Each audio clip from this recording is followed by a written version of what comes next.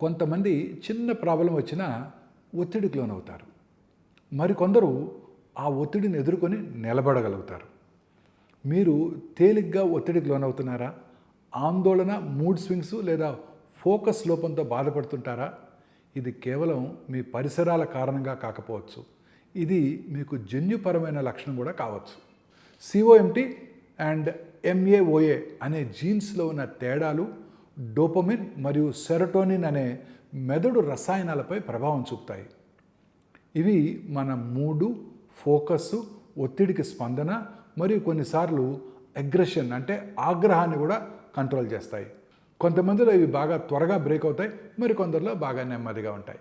దాంతోనే కొందరికి సాధారణంగా అనిపించే పరిస్థితుల్లోనూ అధిక ఒత్తిడి, పానిక్ అటాక్స్ వస్తుంటాయి.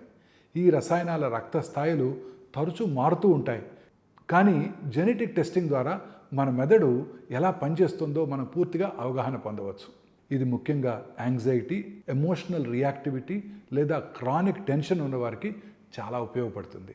మీకు కెఫీన్ ఎలా ప్రభావితం చేస్తుంది, మీకు L-టైరోసిన్ లేదా L-థియనిన్ వంటి సప్లిమెంట్స్ తీసుకోవాలా వద్దా అన్న దానిపై స్పష్టత ఇస్తుంది.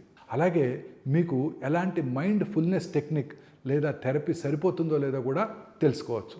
ఇది ట్రయల్ అండ్ ఎర్రర్ కాదు, మీ DNA ద్వారా స్పష్టమైన సమాధానాలు తెలుసుకోవచ్చు.